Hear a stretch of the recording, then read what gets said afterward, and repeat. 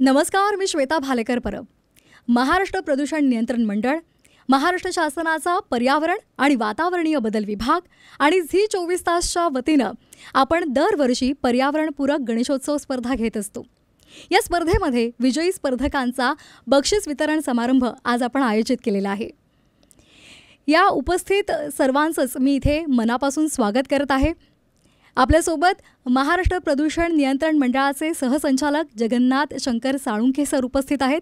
त्याचबरोबर झी 24 तासचे संपादक कमलेश सुतार सर सुद्धा उपस्थित आहेत. त्याचबरोबर महाराष्ट्र प्रदूषण नियंत्रण मंडळाचे मुख्य जनसंपर्क अधिकारी संजय भुसकुटे सर उपस्थित आहेत. उपस्थित मान्यवरांचं आपण टाळ्यांच्या गजरात स्वागत करूयात. मंडळी, निसर्गाशी जडलेलं नातं वृद्धिंगत करावणं हे आपलं सर्वांचंच खरं तर जबाबदारीचं कार्य आहे आणि त्यासाठीच आपल्या पूर्वजांनी सण तयार केले. आपली संस्कृती निसर्गाची पूजा करायला शिकवते.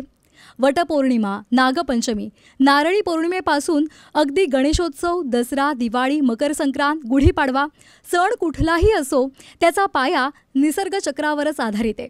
निसर्गाची देवता, मांगल्याचं प्रतीक म्हणजे गणपती, आणि हीच मंगलमूर्ती गणेशोत्सवामध्ये आपल्या घरोघरी विराजमान होत असते. तिचं पूजन आपण करत असतो आणि तिचं पूजन आपल्यालाच नव्हे तर संपूर्ण सृष्टीला नवचैतन्य आणि आनंद देत असतं. श्री गणेश ही बुद्धी, शक्ती आणि समृद्धीची देवता आहे. मात्र हा सण साजरा करत असताना कालानुरूप त्यामध्ये बदल होत गेले. हा सण साजरा करण्याच्या पद्धतीसुद्धा बदलत गेल्या आणि त्यामुळे पर्यावरणाचा ऱ्हाससुद्धा होत गेला. आणि हाच ऱ्हास, हीच हानी रोखण्यासाठी आपण सर्वांनी एक संकल्प केलेला आहे. तो म्हणजे आपण पर्यावरणपूरक गणेशोत्सव साजरा करणं हे आपलं कर्तव्य आहे हे मानून आपण हा संकल्प सोडलेला आहे. ही हानी रोखली जावी आणि पुन्हा हा गणेशोत्सव मूळ उद्देश त्याचा जपला जावा यासाठी महाराष्ट्र प्रदूषण नियंत्रण मंडळानं 2005 पासून पर्यावरणपूरक गणेशोत्सव ही संकल्पना मांडली. त्याचबरोबर झी 24 तास सोबत महाराष्ट्र प्रदूषण नियंत्रण मंडळानं सुखकर्ता इको फ्रेंडली घरगुती गणेशोत्सव स्पर्धा सुरू केली. मराठी वृत्तवाहिन्यांच्या इतिहासामध्ये झी 24 तास ही 24 तास बातम्या प्रसारित करणारी पहिली वाहिनी आहे. झी 24 तासनं कायमच सामाजिक जाण आणि सामाजिक भान जपलेलं आहे आणि म्हणूनच गेल्या अनेक वर्षांपासून पर्यावरणपूरक गणेशोत्सवासाठी झी 24 तास आणि महाराष्ट्र प्रदूषण नियंत्रण मंडळ झटत आहे आणि त्यासोबतच महाराष्ट्र शासनाचा पर्यावरण आणि वातावरणीय बदल विभागसुद्धा आपल्यासोबत कार्यरत आहे. आपले सण चैतन्य निर्मिती करणारेच राहावेत हाच त्यामागचा उद्देश आहे. पर्यावरणपूरक गणेशोत्सव ही काळाची गरज आहे, मात्र त्यासाठी सर्वांचीच साथ हवी आणि हेच ओळखून आपण सर्व या स्पर्धेला उदंड प्रतिसाद देत आहात. यावर्षीसुद्धा तसाच प्रतिसाद लाभलेला आहे, त्यामुळे सर्वांचेच आभार आणि पुन्हा एकदा सर्व विजेत्यांचं अभिनंदन. आपण ज्या संत ज्ञानदेवांनी ओंकाराचं वर्णन करून आपल्या बुद्धीची आराध्य देवता, जी 14 विद्या 64 कलांचा अधिपती म्हणून गणली जाते, अशा या देवतेला स्मरून ज्यांनी विश्वाचे आर्त माझ्या मनी प्रकाशले असं म्हटलं, म्हणजे चैतन्याचा महामंत्र आणि त्याच्या पलीकडे विश्वासाठी पसायदान मागणारा संत हा महाराष्ट्रातला होता. आपण आपल्यासाठी मागतो, कुटुंबासाठी मागतो, राज्यासाठी मागतो, देशासाठी मागतो, पण केवळ मनुष्यासाठी नाही. जो जो वांछील तो ते लाभो प्राणी जात असं म्हणणारे जे संत ज्ञानेश्वर आहेत, ते ज्ञानदेवांची सुरुवात करताना ओंकाराच्या रूपांपासून करतात. म्हणजे गणरायाचं असणारं महत्त्व मला वाटतं कमलेशजी इतकं कोणी अधोरेखित केलं नसेल. ही आपली परंपरा आहे की ज्या निसर्गाशी ज्याचं नातं गणरायाचं होतं ते नातं परत समृद्ध व्हावं म्हणून वर्तमानामध्ये ज्याला आपण म्हणतो की हाताच्या करंगळीवर आपण जग आणून ठेवलं आहे. संवादाची भाषा आता काही सेकंदाच्या गिगाबाईट्समध्ये झाली आहे. तो संवाद मात्र निसर्गाची कशी हानी करतो ती होऊ नये म्हणून महाराष्ट्र प्रदूषण नियंत्रण मंडळाला माध्यमांच्या सहकार्यानं लोकांनी चांगलं करावं याकरता सांगावं लागतं. हे जरी दुर्दैव असलं तरी जसं मी नेहमी म्हणतो कमलेशजी की बाबा रामायणामध्ये इतिहास हा खारीच्या नावाने देखील लिहिला जातो, तेवढाच आमचा वाटा महत्त्वाचा आहे. त्याबद्दल मी झी 24 तासचे मनापासून आणि विजेत्यांचे मनापासून या ठिकाणी अभिनंदन करतो. कमलेजींचे खूप आभार मानतो.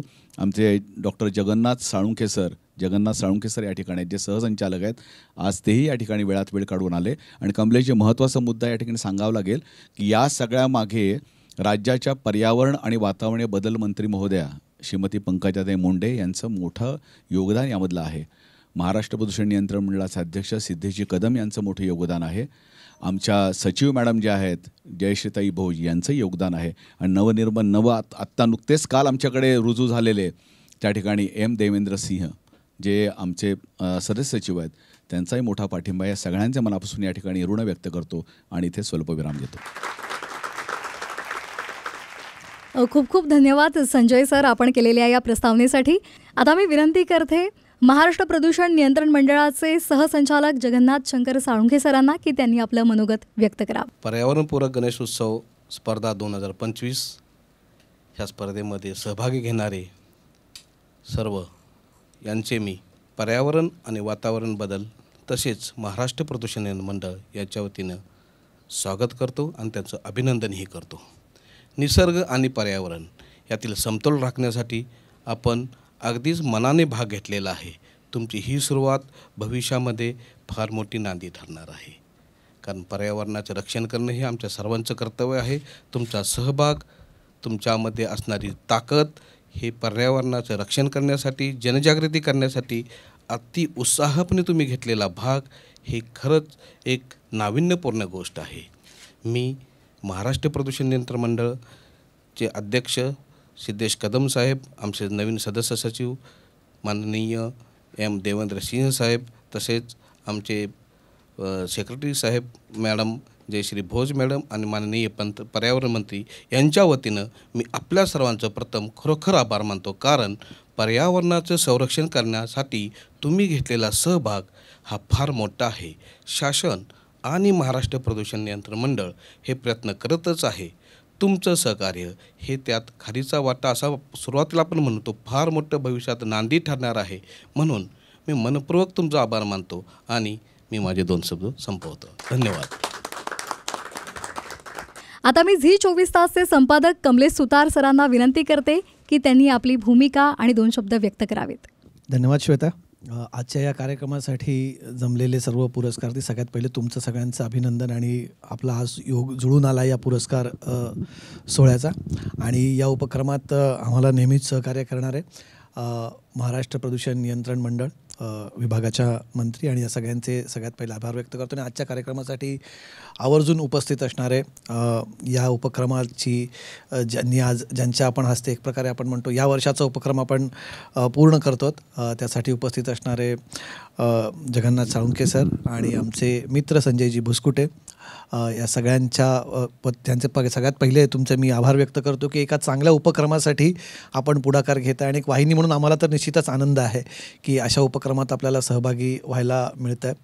वरवर बघता पर्यावरणाच्या रक्षणाचा मुद्दा हा खूप शाळेत शिकवण्यासारखा किंवा तो खूपच साधा असा वाटू शकतो. आणि अनेकांना आम्हाला अनेक जण म्हणतात की ठीक आहे, म्हणजे पर्यावरण रक्षण वगैरे हा काय एवढा मांडण्याचा मुद्दा नाही, इतर अनेक मोठे मोठे मुद्दे लोकांच्या आयुष्याशी निगडीत पडले आहेत, म्हणजे त्याच्याबद्दल तर आम्ही बोलतोच. पण कदाचित आपल्याला ते न येणारं संकट अजून दिसत नाही आहे किंवा त्याच्या जे आपल्याला मध्ये परवा जो आपण प्रकार बघितला महाराष्ट्रामध्ये, अचानकपणे ऑक्टोबरच्या महिन्यात होणारी अतिवृष्टी आणि त्याच्यातून शेतकऱ्यांचं झालेलं अतोनात नुकसान, जे निसर्गाचं चक्र बदलत चाललं आहे, आपण ते कुठेतरी येणाऱ्या संकटाची ही पावलं ओळखायला कदाचित आपण चुकतो आहोत. आणि आय थिंक जसं आपण म्हणतो की इंग्रजीमध्ये इट्स हाय टाईम, आता आपण त्याच्याबद्दल पावलं उचलणं सगळ्याच लेवलला गरजेचं आहे. आणि त्या दृष्टीने होणाऱ्या सगळ्याच गोष्टी, मग आपल्यातले सगळ्यात पहिले बदल हा स्वतःपासून सुरू होतो आणि तो आपल्यापासून सुरू करावा. आपल्या घरात आपण जर बदल सुरू केला तर तो इतरत्र आपल्याला बघायला मिळेल, कारण आपलं उचललेलं छोटं पाऊल हे उद्या संपूर्ण जगासाठी एक महत्त्वाची ती पहल असणार आहे, ती एक मोठा इनिशिएटिव्ह असणार आहे. आणि त्याचाच एक भाग म्हणजे अनेकांना वाटत असेल की इको फ्रेंडली गणपती स्पर्धा हा एक फक्त गणपतीच्या काळात केले गेलेला इव्हेंट आहे, तर अजिबात तसं नाही आहे. आपल्या कार्यक्रमांमध्ये आपला सगळ्यात मोठा मुंबईतला हा एक महत्त्वाचा उत्सव आहे, महाराष्ट्रातला मोठा उत्सव आहे, देशभरातही होतो. पण जो उत्साह आपल्याला मुंबई, पुणे किंवा इतर मोठ्या शहरांमध्ये बघायला मिळतो तो वेगळा आणि दिवसेंदिवस त्याची व्यापकता ही वाढत चाललेली. इवन घरातला गणपती, पूर्वी घरातला गणपती आणला, मला आठवतं की लहानपणी फार तर फार मातीचे डोंगर करून त्याच्यावरती 4 आपण गव्हाची हे लावली तसा पण त्याच्याही आता जाऊन तुम्हाला चायनीज लाईट्स यायला लागलेल्या आहेत, चायनीज दिवे यायला लागले आहेत, प्लास्टिकची आरास यायला लागली आहे. त्या छोट्या छोट्या गोष्टी आहेत त्या त्याच्यामध्ये ॲड ऑन करायला लागल्यात. आपल्याला तेव्हा कळत नाही, आपल्याला तेव्हा भव्यता वाटते, सुंदरता दिसते त्याच्यातली, खूप आकर्षक असतात त्या गोष्टी. त्या गोष्टी पुढे जाऊन तुम्हाला त्रास येईल. त्यामुळे या गणपतीच्या उत्सवामध्ये, या उत्सवाचं स्वरूप असताना तिथे आपली जबाबदारी म्हणून, जबाबदार नागरिक म्हणून, आणि सगळ्यात महत्त्वाचे जबाबदार नागरिकपेक्षा या धरणीचे काहीतरी देणं लागतो. जिथे आपण वाढलो, ज्या माती, ज्याला आपण फक्त म्हणतो की या मातीत वाढलो, आपण हा नेहमी शब्द प्रयोग करतो, पण त्या मातीचं देणं जे असतं ते कुठेतरी आपण विसरतो.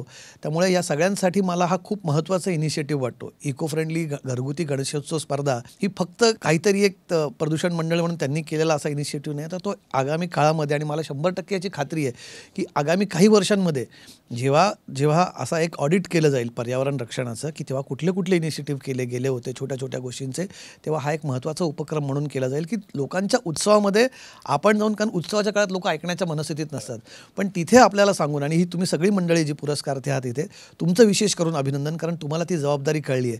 जर तुम्ही फक्त पुरस्कारार्थी, तुम्ही काहीतरी सुंदर केलं म्हणून तुम्ही त्या पुरस्काराचे पात्र नाही आहात, तर तुम्ही एक खूप मोठी जबाबदारी स्वतःच्या खांद्यावरती घेतली आणि ती यशस्वीपणे पार केली आहेत, म्हणून तुम्ही याचे पुरस्कारार्थी आहात. म्हणून तुमचं जास्त कौतुक इथे आहे. स्पर्धा कुठलीही असो, त्यामध्ये मिळालेलं बक्षीस, कौतुकाची थाप ही मनाला उभारी देते. 2024 आणि 2025 या 2 वर्षांमध्ये आपण सुखकर्ता इको फ्रेंडली घरगुती गणेशोत्सव स्पर्धा घेतलेली होती आणि त्यामधल्या विजेत्यांचा गौरव आज आपण करणार आहोत आणि त्यासाठी आपण सगळे इथे जमलेलो आहोत. सुरुवातीला 2024ला जी स्पर्धा झालेली होती त्या विजेत्यांचा आपण सन्मान करणार आहोत. मी आमंत्रित करते गौरव सर्जेराव यादव यांना. समाजामधला अतिशय महत्त्वाचा परंतु दुर्लक्षित असा घटक सफाई कामगार, त्या संदर्भातला त्यांचा यंदाचा देखावा होता आणि त्यांनी अगदी कलात्मक पद्धतीनं मांडणी केलेली होती. सफाई कामगारांच्या वेदना, त्यांच्या व्यथा, त्यांच्या अडचणी त्यांनी आपल्या देखाव्याच्या स्वरूपामध्ये मांडलेल्या होत्या. त्यामुळे आपण त्यांचं कौतुक केलेलं आहे, त्यांना पुरस्कार दिलेला आहे.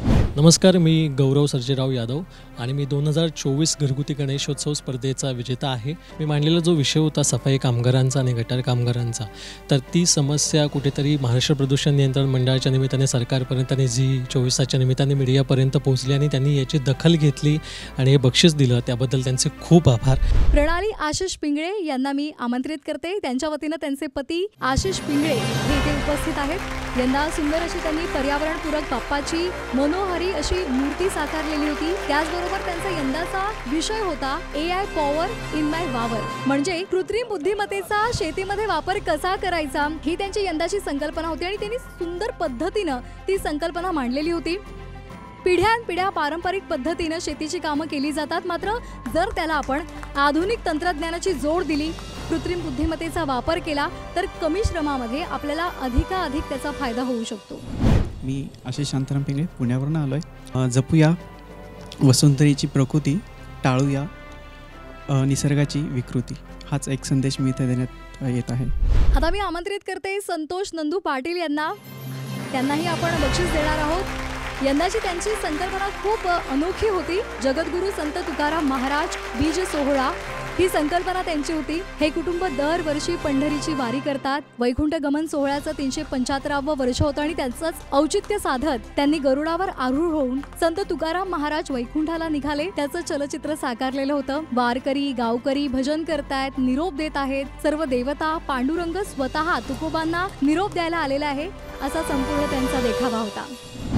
नमस्कार, मी संतोष नंदू पाटील, मी भाईंदरवरून आलेलो आहे आणि दरवर्षी पर्यावरणपूरक अशा घरगुती गणपती स्पर्धेमध्ये भाग घेत असतो. सर्वांनी पर्यावरणपूरक गोष्टीवरती लक्ष दिलं पाहिजे, कारण आत्ताच आपण बघतोय का पाऊस कधीही पडतो, हिवाळ्यात पण पडतो. यावर्षी आपण दिवाळी मला वाटतं वॉटरप्रूफ फटाके साजरी करणार आहोत, तर कृपया या गोष्टीचं तुम्ही लक्ष घाला आणि पर्यावरणपूरक गोष्टींकडे अतिशय महत्त्वाचा विषयाला हात घाला. आता मी आमंत्रित करते डॉक्टर अभिषेक सुमंत साळुंखे यांना. त्यांचे भाऊ आपल्या सोबत आहेत. तर डॉक्टर अभिषेक यांनी सुंदर अशी पर्यावरणपूरक सजावट केलेली होती. कागद आणि पुठ्ठ्याचा वापर त्यांनी केलेला होता. पर्यावरणाचा विचार करून त्यांनी गणेश मूर्ती साकारलेली होती आणि ही गणेश मूर्ती त्यांनी दान केलेली आहे. यंदाची त्यांची संकल्पना होती समर्थ रामदास स्वामी यांनी जो दासबोध ग्रंथ लिहिलेला होता आणि कल्याण स्वामी यांनी तो लिहिलेला होता. तिथला शिवधर घडीचा देखावा त्यांनी आपल्या संपूर्ण आरासाईमध्ये साकारलेला होता आणि त्यामुळे त्यांचंही कौतुक आहे. आता मी निमंत्रित करते अवधूत संतराम निसरकर यांना. त्यांचे मित्र अमोल भदरगे हे आलेले आहेत. तर अवधूत नेसरकर हे गेल्या 8 वर्षांपासून शेतातल्या मातीपासून गणेश मूर्ती घडवत आहेत. गणेशोत्सवाचं पावित्र्य राखलं पाहिजे आणि त्याचबरोबर पर्यावरण संरक्षणासाठी गणेशोत्सव हा पर्यावरणपूरक पद्धतीनंच साजरा होणं ही काळाची गरज आहे आणि तीच गरज ओळखून त्यांनी त्या दृष्टीनं पावलं टाकलेली आहेत. सर्वांचं अभिनंदन. आता मी निमंत्रित करते गिरीश पंढरीनाथ मोकल यांना. न करता वसुंधरेचा ऱ्हास, चला करूया सुंदर सुबक पर्यावरणपूरक आरास, ही त्यांची यंदाची संकल्पना होती. शाडूच्या मातीची मूर्ती आणि 4500 खडूंचा वापर करून त्यांनी सुंदर अशी बाप्पाची आरास केलेली होती. आणि महत्त्वाचा मुद्दा म्हणजे हे सगळे खडू त्यांनी शिक्षणासाठी वापरलेले आहेत. शैक्षणिक सुविधांपासून जे वंचित आहेत त्या शाळांमध्ये जाऊन त्यांनी या खडूंचं वाटप केलेलं आहे. आणखी एक महत्त्वाचा मुद्दा म्हणजे विजेचा अतिशय कमीत कमी वापर त्यांनी आपल्या सजावटीमध्ये केलेला होता. त्यामुळे निश्चितच तो संदेश सुद्धा खूप महत्त्वाचा आहे. नमस्कार, मी गिरीश पंढरीनाथ मोकल महाड रायगडवरून आलो आहे. न करता वसुंधरेचा रास, करू पर्यावरणपूरक सुबक आरास या संकल्पनेतून आम्ही दरवर्षी पर्यावरणपूरक गणपती सादर करत असतो. आम्ही ह्या वर्षी खडूंचा जे फळ्यावर आपण खडू होतं त्यापासून गणेश डेकोरेशन केलेलं आहे. ते पूर्णपणे इको फ्रेंडली होतं आणि त्याचं परत आम्ही ते शाळेला डोनेट केलेलं आहे. म्हणजे आमची अजून एक अशी संकल्प आहे की नुसतं पर्यावरणपूरक न करता की त्याचा परत रियूज झाला पाहिजे. परत ते म्हणजे तुम्ही मटेरियल वापरता डेकोरेशनसाठी ते परत यूज करता आलं पाहिजे. ह्याच्यातून अशी आमची संकल्पना आहे. पुढचे विजेते आहेत गणेश पाटील. त्यांचे पुत्र हिमांशू पाटील हे इथे उपस्थित आहेत. मी त्यांना आमंत्रित करते. MDF प्लायवूडचा त्यांनी वापर केलेला होता आणि सुंदर अशी त्यांनी सजावट केलेली होती. प्लायवूडवर डिझाईन करून टिश्यू पेपरचा लगदा वापरला, फेविकॉल आणि रंगांचं मिश्रण करून त्यांनी कलाकुसर घडवलेली होती आणि सुंदर अशी पर्यावरणपूरक शाडूची माती वापरून गणेश मूर्ती त्यांनी घडवलेली होती. नमस्कार, माझं नाव हिमांशू गणेश पाटील. मी पाचोरा जळगाववरून आलो आहे. खास करून G24 तासचा आभार. मुंबई आणि कोकणापुरता मर्यादित असलेला हा उत्सव तुम्ही उत्तर महाराष्ट्रापर्यंत नेला, त्यासाठी तुमचा विशेष आभार. आणि टाकाऊपासून टिकाऊ आपण जसं बोलतो ती कृतीमध्ये साकार करण्याची वेळ म्हणजे गणेशोत्सव आम्ही असं मानतो.